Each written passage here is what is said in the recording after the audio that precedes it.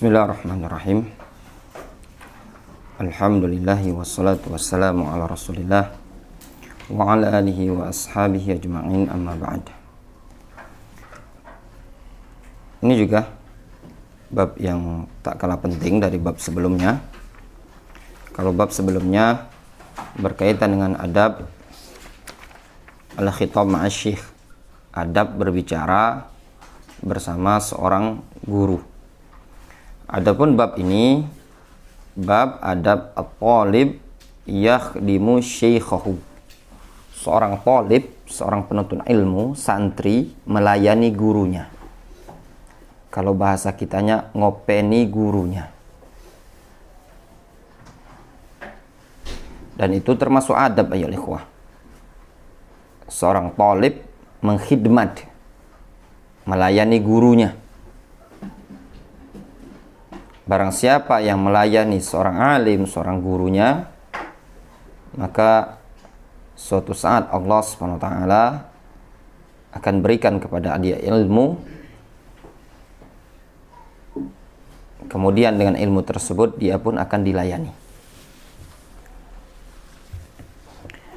Disebutkan di sini argumentasinya adalah dalil.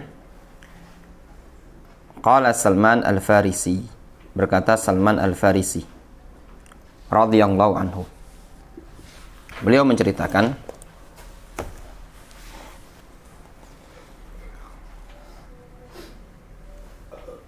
kata Salman Al-Farisi, fi hadithihi at-tawil fi bahthihi anil haq, pada hadis kisahnya Salman yang panjang.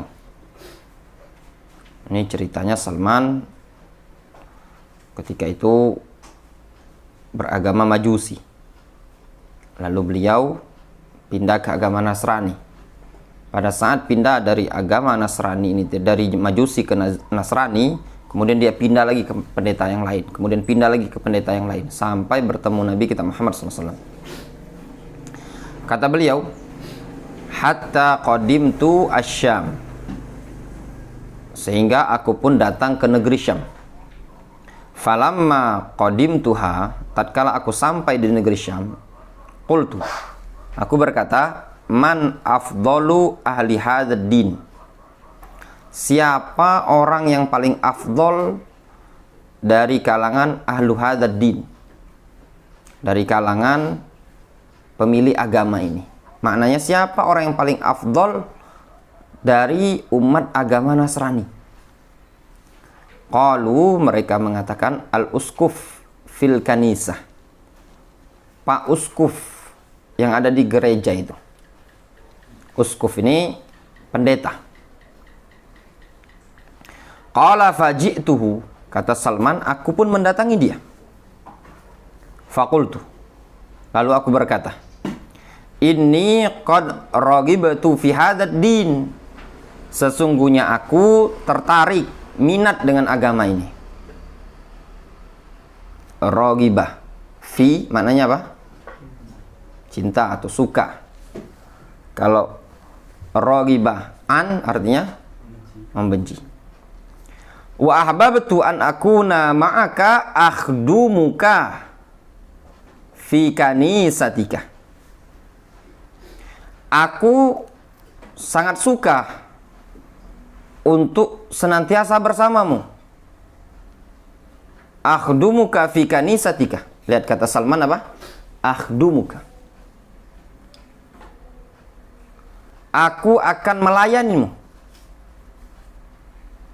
di gerejamu. Maknanya apa? Salman ingin bersama gurunya, ingin melayani gurunya.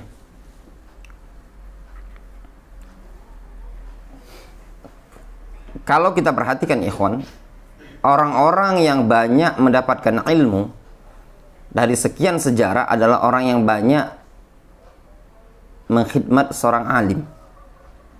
Contoh kita lihat Anas bin Malik. Dia anak kecil bukan? Anak kecil kan? Anak kecil dia. Dititipkan sama ibunya kepada Rasul. Melayani Rasul selama 10 tahun dia. Sehingga Anas bin Malik, apa yang terjadi? Termasuk al-mukthiruna fi riwayatil athar. Abu Hurairah yalihi Ibnu Umar wa Anasun wal habru kal khudri wa Jabirun wa zaujatun Nabi. Anas bin Malik dalam keadaan beliau anak kecil pada masa itu. Namun dikarenakan banyaknya beliau menkhidmat Rasulullah SAW, beliau bisa melebihi para sahabat yang lain. Wa ata'allamu minka, dan supaya aku bisa belajar darimu. Wa usolli ma'aka, dan salat bersamamu. Lihat Salman. Tindakan Salman ini dilakukan kepada siapa? Kepada uskuf, pendeta Nasrani. Disampaikan kisah Salman ini di hadapan Rasul. Itu masuk dalam bentuk apa? Takriri. Sunnatun takririyah. Salman menceritakan kejadian dia di hadapan Rasul. Dan Rasul tidak mengingkari. Rasul membenarkan. Qala al-muallif wa hakadha intaqala fi ulama'in nasara wa huwa yakhdumuhum. Demikianlah Salman pindah di ulama Nasara wa huwa yakhdumuhum, dalam keadaan Salman mengkhidmat mereka. Wa yata'allamu minhum, dan dia belajar ilmu dari ulama-ulama Nasara tadi. Hatta wasala ila Rasulillah SAW, sehingga mereka sampai atau mencapai atau sehingga beliau bertemu dengan Rasulullah SAW, berjumpa dengan Rasul. Hatta wasala ila Rasulillah SAW, sehingga beliau berjumpa dengan Rasulullah SAW. Wa dakhala fi dinil Islam, dan beliau pun masuk ke dalam agama Islam. Jadi beliau bertemu dengan ulama Nasara, kemudian dilayani sama dia, beliau belajar dari ulama-ulama Nasara tadi, sampai kapan? Hatta wasala ila Rasulullah SAW wa dakhala fil Islam, sampai berjumpa dengan Rasul, lalu masuk dalam agama Islam. Wa kana min khabarihi makana, dan sungguh ya termasuk dari khabar beliau, yaitu kisah beliau, makana, apa yang telah terjadi tersebut. Qala Ibnu Juma'ah Al-Kinani fi Tadhkirah, berkata Al-Imam Ibnu Juma'ah Al-Kinani, wa yataqarrabu ila Allah Ta'ala bi khidmatihi. Di antara adab seorang talib, yataqarrabu ila Allah, mendekatkan diri kepada Allah, bi khidmatihi, bi khidmati syekh, bi khidmatil alim, wa bi khidmatil mudarris, melayani.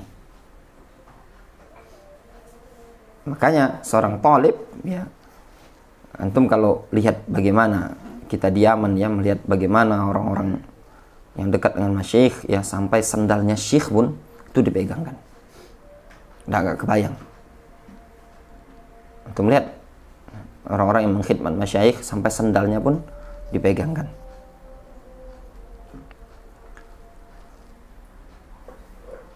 Wa ya'lam anna dhullahu li syekhihi izzun, dan dia tahu bahwasannya kerendahan dia kepada gurunya merupakan izzun, kemuliaan. Seseorang merendahkan diri seakan-akan mungkin istilah kita babu di hadapan gurunya, itu izzun, kemuliaan bagi dia. Wa khudu'ahu lahu fakhrun, dan ketundukan seorang murid kepada gurunya tadi fakhrun, merupakan kebanggaan. Beda dengan murid yang congkak, sombong, songong, cak sudah hebat. Wa tawadhu'ahu lahu rif'ah, dan tawadhu'nya seorang murid kepada gurunya rif'ah, merupakan ketinggian derajat bagi murid tadi. Antum lihat di sini beliau menyebutkan wa taqaddama anna Ibnu Abbas radhiyallahu anhu kana ya'khudh bi rikabi Zaid ibni Thabit radhiyallahu anhu wa yaqul, sungguh telah berlalu kisahnya bahwasannya Abdullah ibnu Abbas pernah memegangkan tali kendaraannya Zaid ibnu Thabit. Dia seraya mengatakan, hakadza umirna an naf'ala bi ulama'ina, demikianlah kami diperintahkan untuk melakukan terhadap para ulama kami. Sebagaimana yang kemarin ketika daras Sahih Bukhari yang pernah sebutkan kisahnya Yahya bin Yahya Ibnu Katsir ketika bertemu atau belajar dengan Laits Ibnu Sa'ad Abul Harits Al-Fahmi. Ketika itu Yahya bin Yahya Ibnu Katsir ingin megang tali kendaraannya Al-Imam Laits Ibnu Sa'ad. Fayamna'uhu ghulamuhu, lalu pelayannya Laits Ibnu Sa'ad menghalangi dia. Bahasa kitanya, jangan, enggak usah lah, biar aku baik. Kata Laits Ibnu Sa'ad, da'hu, biarkan dia. Khadamakal ilmu. Lihat, ucapan Al-Imam Laits menyatakan kepada muridnya, khadamakal ilmu. Semoga ilmu ini nanti akan mengkhidmat engkau. Semoga ilmu ini tadi akan melayani engkau. Kata Yahya Ibnu Katsir, falam tazal bi tilkal ayyam hatta ra'aitu dzalika. Senantiasa hari-hari tersebut masih nempel di benakku sampai aku betul-betul melihat yang demikian itu terjadi. Ternyata benar apa yang disebutkan oleh Laits Ibnu Sa'ad terjadi pada Yahya Ibnu Katsir. Beliau pun dikhidmat oleh ilmu. Fa khidmatut talib li syekhi min syurkirit talib. Maka khidmat, pelayanan seorang guru kepada pelayanan seorang murid kepada gurunya termasuk bentuk berterima kasihnya seorang murid, ya.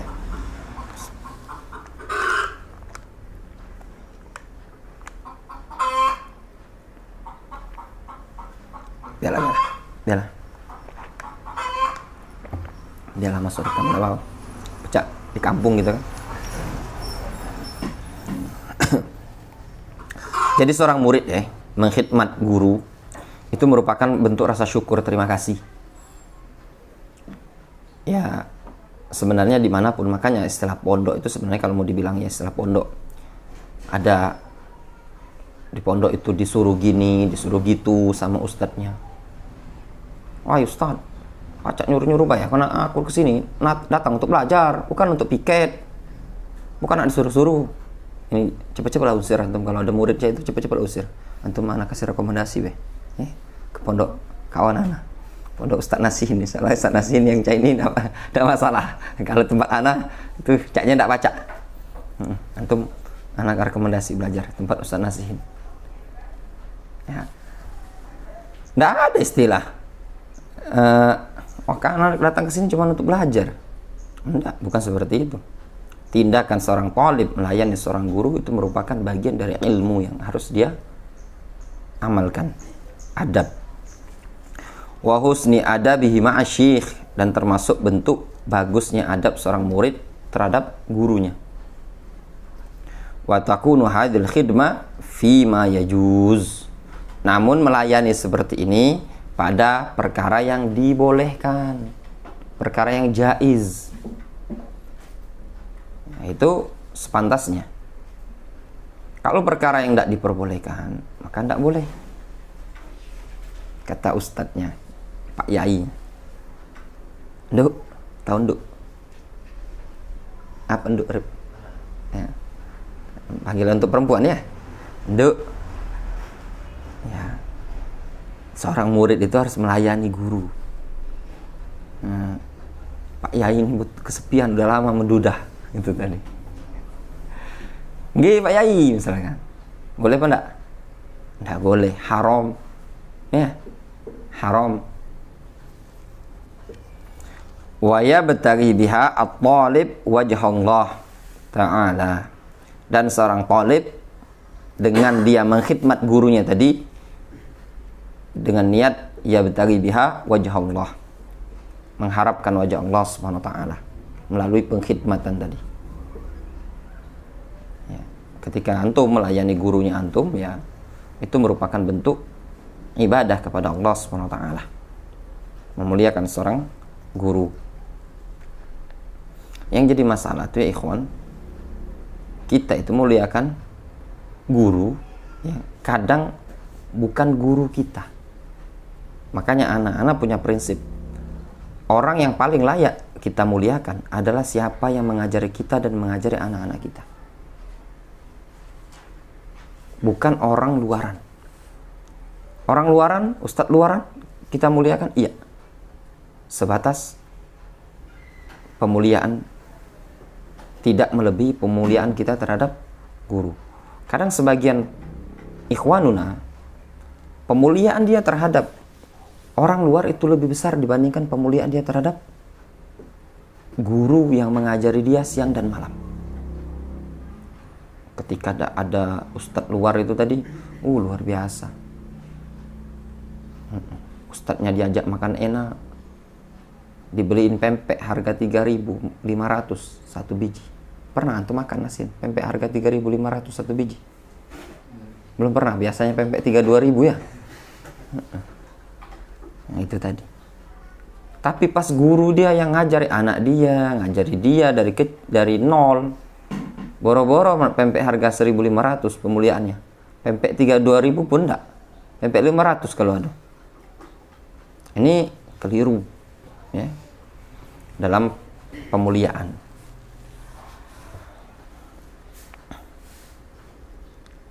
Kemudian bukan juga pada perkara yang haram.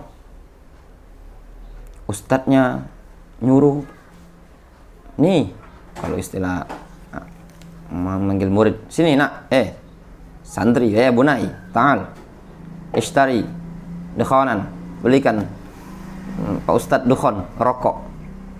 Boleh apa enggak? Oh, enggak boleh. Biasa kan gitu. Sini. Bapak Yai. Tuh, di warung sebelah ya. Tuh, beliin Pak Ustadz rokok. Berapa bungkus? 3 bungkus. Nah, disuruh Pak Mudir ngambil rokok 3 bungkus. Di maksofnya pondok kan ternyata memang ada warung rokok. Boleh apa enggak? Sebenarnya enggak boleh. Wa kam khadamat tullab an-nubala masyayikhahum al-fudhala wa tasharrafu bidzalik. Berapa banyak para tullab yang mulia-mulia tersebut telah melayani guru-guru mereka yang penuh keutamaan tersebut. Wa tasharrafu bidzalik, dan mereka merasa bangga dengan hal tersebut. Bukan kehinaan ya, seseorang melayani guru bukan dinyatakan kerendahan. Yang jadi masalah itu ikhwan, kadang ya, kalau dia guru, ini guru, antum punya guru ya, antum melayani gurunya antum dengan pelayanan yang luar biasa, antum puji dia, antum jaga nama baik dia, antum layani dia, antum openi, bahkan mungkin nyawanya antum ya, antum pertaruhkan ya, dalam membela al-haq yang bersama gurunya antum tadi. Itu sesuatu yang wajar, ya benar. Nah, namun kadang sebaliknya, kita itu ketika mengidolakan seseorang yang kita bernisbat sebagai gurunya, muridnya dia, ustadzuna, gurunda, apalagi ustadzi, walah harfun, ya, tidak satu huruf antum dapatkan ilmu dari dia. Nggak ada antum belajar sama dia istilahnya bahasa Arab, wala antum diajari baca ngaji Al-Quran, wala antum belajari ABCD. Namun pemuliaan antum seakan-akan sebagaimana yang disebutkan dalam adab ini tadi. Sedangkan sama gurunya antum yang ngajari antum siang malam, yang antum sering ketemu, tidak seperti ini. Namanya khata' fil adab ya. Wa udda dzalika fi manaqibihim wa adabihim. Uddah ini dimajhulkan ya. Dan yang demikian itu dianggap, dimasukkan, dikategorikan dalam bentuk manaqibihim wa adabihim. Manaqib ya, kedudukan dan adab-adab mereka. Wallahu taala a'lamu bishawab. Naktafi bihadzal qadar ya. Adapun adab yang berikutnya mungkin kita lanjutkan pada pertemuan yang berikutnya.